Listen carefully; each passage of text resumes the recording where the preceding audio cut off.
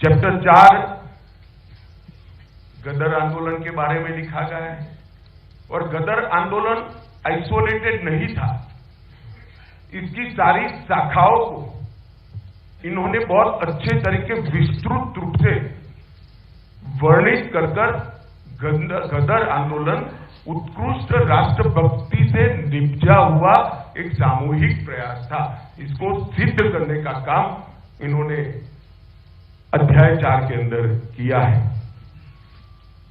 5वां अध्याय काला पानी पर लिखा है, जो भारत के आजादी के इतिहास का तीर्थ स्थान है। अंडमान की सेल्युलर जेल और वहां की दी गई मानवीय यातनाएं देखकर मैं कई बार सोचता हूं कि पश्चिम के देश कैसे ह्यूमन राइट की बात कर सकते हैं और किनको सिखा रहे हो। जो कोई भी हमें भाषण देना आता है, इसको एक बार सेल्युलर जेल की मुलाकात करा देनी चाहिए।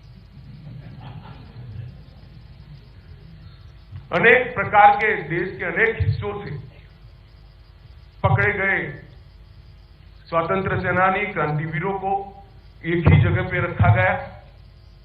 और अगर सेल्युलर जेल के अंदर जो क्रांतिवीरों की सूची है उसको भी आप देखोगे तो मालूम पड़ जाएगा आइसोलेटेड प्रयास नहीं था। पूरे देश का नक्शा वहीं पर बन जाता है।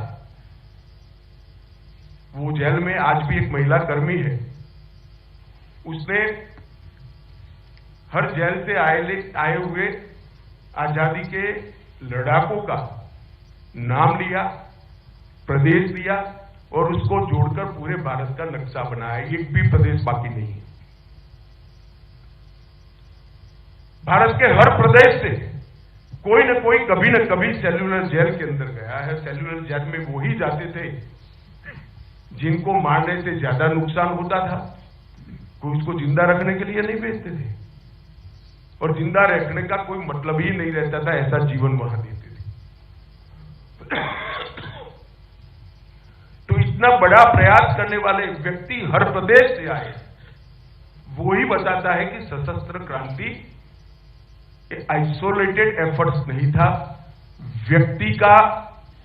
व्यक्तिगत पराक्रम नहीं था, एक सोची समझा आंदोलन था जो देश को आजाद करने का बहुत अच्छा प्रयास था।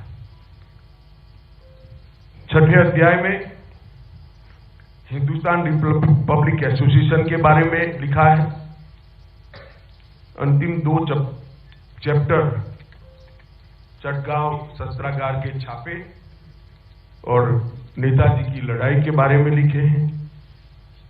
मैं अभी भी कहता हूं, पढ़ते वक्त आप ध्यान रखना, हर एक चैप्टर दूसरे चैप्टर के साथ जुड़ने का सूत्र इसके अंदर रखा हुआ है। रखना तो क्या है ही, परंतु इसका वर्णन किया गया है। और 8 चैप्टर को अगर आप एक ही चैप्टर मानकर पढ़ते हो तभी आपको मालूम पड़ेगा कि सशस्त्र क्रांति की अवधारणा क्या थी और सशस्त्र क्रांति करने वाले स्वभावगत हिंसा के पथ के अनुयायी नहीं थे। सशस्त्र क्रांति करने वालों के लिए हिंसा देश को आजादी दिलाने का जरिया थी, वो भी उत्कृष्ट मानवीय मूल्यों का अनुसरण करने वाले लोग। परंतु ये चित्रण जो कर दिया गया, वो चित्रण से हमारे इतिहास को और वो वीर क्रांतिवीरों को बहुत बड़ा अन्याय हुआ। मित्रों, मैं स्पष्टता से मानता हूं कि इस देश को आजादी दिलाने में साहित्यकारों का भी बड़ा योगदान है। देश के किसानों का भी, अनेक किसान आंदोलनों के जरिए अंग्रेज हुकूमत को हिलाने का उन्होंने काम किया, जनजागृति की, इसका भी बड़ा योगदान है। देश के हर कोने में फैले हुए हमारे जनजातीय समाज, आदिवासियों ने, ट्राइबल्स ने अपनी परंपरा को हम प्रदूषित नहीं होने देंगे, इसलिए अनेक जगह पे अंग्रेजों के खिलाफ शस्त्र उठाए, लड़े, मरे। सन 57 के पहले भी सबसे पहली लड़ाई अगर कोई लड़ा था तो आदिवासी ही लड़े थे। बहुत लेट कांग्रेस पार्टी ने एक अहिंसक आंदोलन भी शुरू किया,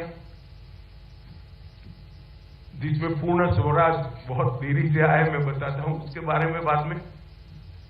और सशस्त्र क्रांतिकारियों ने भी दुनिया भर की अनेक घटनाओं से प्रेरणा लेकर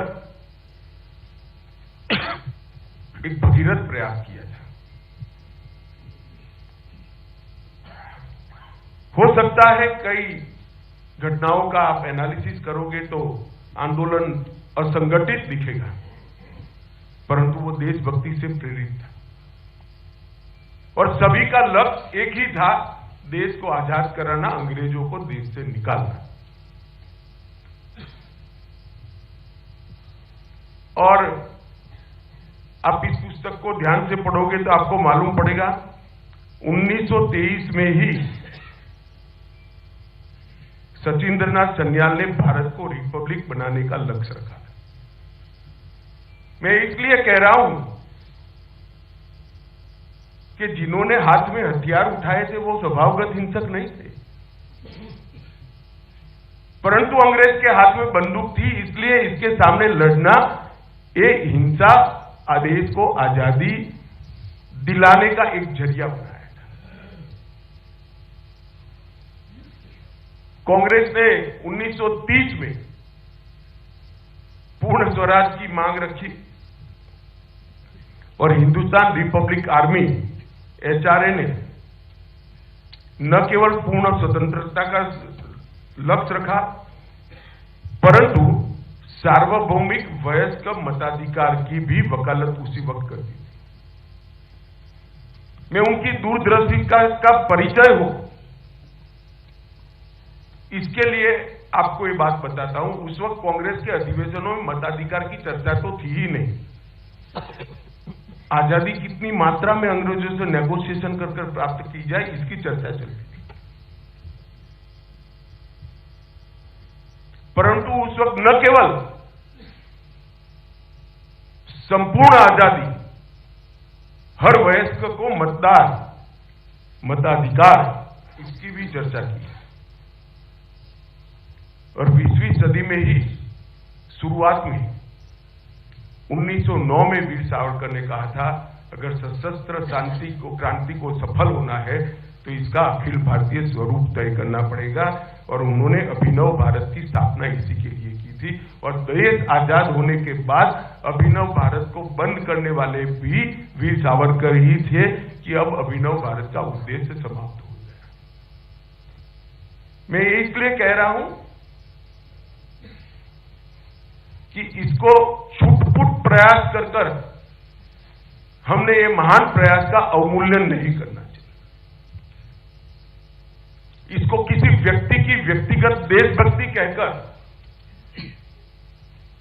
व्यक्ति की व्यक्तिगत देशभक्ति ही अपने आप में बहुत महान होती है, परंतु एक समूह एक विचारधारा के तहत देश को आजाद कराने का प्रयास कर रहा था, उसको हमें समझना भी पड़ेगा, स्वीकारना भी पड़ेगा और प्रचारित भी करना पड़ेगा। सिर्फ समझने से कुछ नहीं होगा, उसको मन से स्वीकारना पड़ेगा कि मेरे देश को आजाद कराने के लिए ढेर सारे लोगों ने अपने जीवन का सर्वस्व बलिदान कर दिया। कई बार घर की कुकड़ी हो गई, कई बार परिवारजनों को जेल में डाल दिया, कई सालों तक कोई अंडमान निकोबार के काला पानी की सजा भुगतता रहा, कई लोग फांसी के फंदे पर चढ़ गए। और इस प्रयास को हम व्यक्तिगत प्रयास नहीं कह सकते, इसको विफल प्रयास भी नहीं कह सकते, क्योंकि इसी के आधार पर हर जगह पे देश में आजादी की चेतना जागृत होती गई, दृढ़ीभूत होती गई और परिणाम लक्षित दिशा में आगे बढ़ती गई। इन्होंने आजादी की चेतना को जागृत भी किया उसको दृढ़ भी किया और चैनलाइज कर एक दिशा में ले जाने का काम भी इस सशस्त्र क्रांतिवीरों ने किया है। ये हमें स्वीकारना ही पड़ेगा।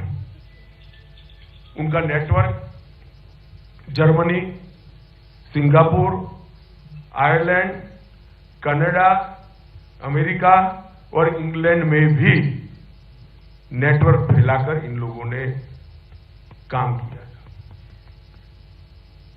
अभी के प्रधानमंत्री और उस वक्त के गुजरात के मुख्यमंत्री नरेंद्र भाई जब मुख्यमंत्री बने गुजरात के, तो मोदी जी ने श्यामजी कृष्ण वर्मा की अस्थियां इतने सालों के बाद वहां से वापस लाने का काम किया। क्योंकि श्यामजी अपने बिल में कहकर गए थे कि मेरी अस्थियों को एक बैंक के लॉकर में रखना, जब मेरा आदेश आजाद हो तभी मेरी अस्थियों को मेरे देश में लिया जाए। मैं गुलाम देश में मेरी अस्थियों को भी नहीं जाने दूंगा। क्या और इस प्रयास को कोई कैसे छुटपुट प्रयास कह सकता है? इस श्यामजी कृष्ण वर्मा तैतरीय उपनिषद का सबसे देश में उस वक्त उस जमाने में सबसे विद्वान व्यक्ति थे, संस्कृत के स्कॉलर थे। तैतरीय उपनिषद पर उन्होंने लिखे हुए टीकाओं को मैंने पढ़ा है, इनकी विवेचनाओं को पढ़ा है। इतना विद्वान व्यक्ति सब कुछ छोड़कर, देश छोड़कर वहां क्रांतिवीरों का प्रेरणा स्रोत बना। एक के बाद एक देश बदलते गए। सरदार सिंह राणा हो, मैडम कामा हो, श्यामजी कृष्ण वर्मा हो, सबने आजादी के स्वप्न को स्वेप देने का काम किया, इसको फैलाने का काम किया। और सावरकर जैसे लोगों ने जमीन पर लड़ाई लड़ने का काम किया। ये प्रयास ना सोच के बगैर का था, न असंगठित था, न असफल था। ये प्रयास एक सोची समझी विचारधारा के आधार पर किया गया प्रयास था। ये प्रयास संगठित प्रयास था और इस प्रयास ने सफलता जो मिली, इसमें बहुत बड़ा योगदान दिया है, इसको कोई नकार नहीं सकता मित्रों। और ये बात आज सन्याल के पुस्तक से नई पीढ़ी के हाथ में जाएगी। मैं एक वाक्य बोलना चाहता हूं, मैं एडवांस में ही कह देता हूं, मीडिया है, वाक्य मेरा नहीं है, तो मुझसे न चिपकाया जाए।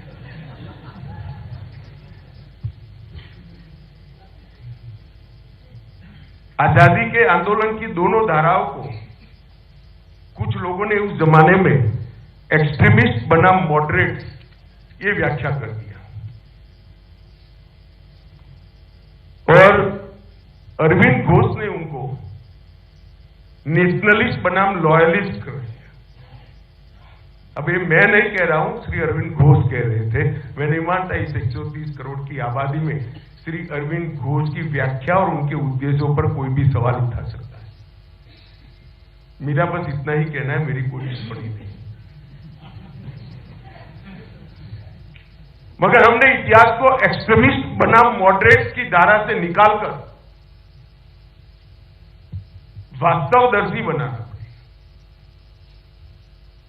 अहिंसक आंदोलन का भी योगदान है, इसको हम नकार नहीं सकते, परंतु इसका महिमा मंडन करने के लिए हजारों लोगों की तपस्या, जीवन के बलिदान और कुटुंब के कुटुंब फना हो गए, इसको कैसे नकार सकते हैं?